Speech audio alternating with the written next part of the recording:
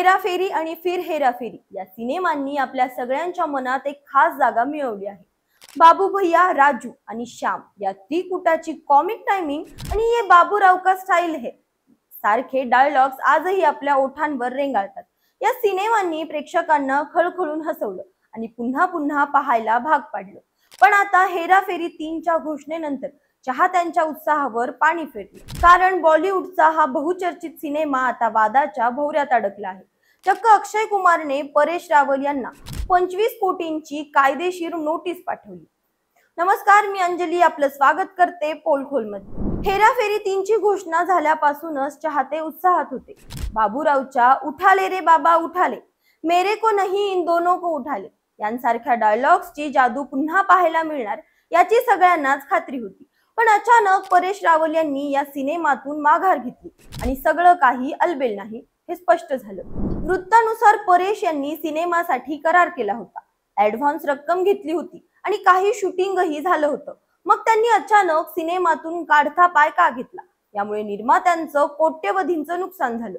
अक्षय कुमारच्या बाजूने परेश यांच्यावर अनप्रोफेशनल असल्याचा आरोप ठेवण्यात आलाय आणि म्हणूनच अक्षयने थेट 25 कोटींच्या नुकसान भरपाईची नोटीस पाठवली।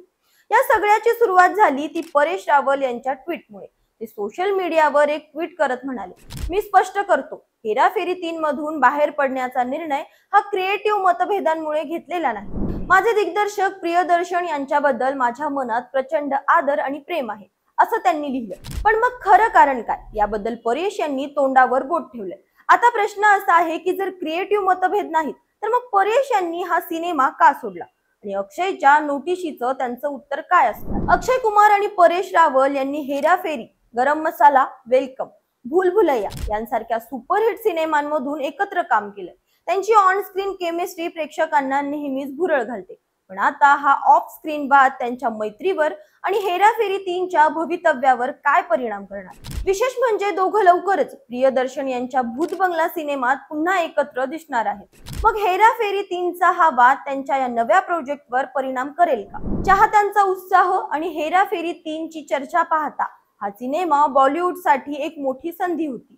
पण परेश रावल यांच्या माघारीनंतर आणि या कायदेशीर वादामुळे सिनेमाचं भवितव्य धोक्यात आलंय।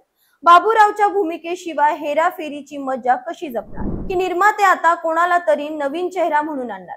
पण खरं सांगायचं तर बाबू भैयाच्या जागी दुसरं कोणीही तितकं हसवू शकणार नाही हे नक्की। हेराफेरी 3च्या चाहत्यांसाठी हा वाद म्हणजे मोठा धक्का आहे। परेश रावल यांचं पुढचं पाऊल आणि अक्षयच्या नोटिशीचं उत्तर यावर सिनेमाचं भवितव्य अवलंबून आहे। पण एक गोष्ट मात्र नक्की, या सगळ्या हेराफेरीत प्रेक्षकांची उत्सुकता शिगेला पोहोचली। आता प्रश्न हा आहे की बाबू भैया परत येतील का, की हा सिनेमा रिस्क है तो इश्क हैच्या स्टाईलने पुढे जाईल, याचं उत्तर काळच देईल। तुम्हाला काय वाटतं, हेराफेरी 3 परेश रावल शिवाय पूर्ण होऊ शकेल का, की अक्षय आणि परेश यांचा हा वाद सिनेमाला आणखी हाईप देईल? तुमच्या प्रतिक्रिया कमेंट्स मध्ये नक्की कळवा। अशाच माहितीपूर्वक व्हिडिओसाठी आमच्या चॅनलला लाईक, सबस्क्राईब आणि शेअर करा।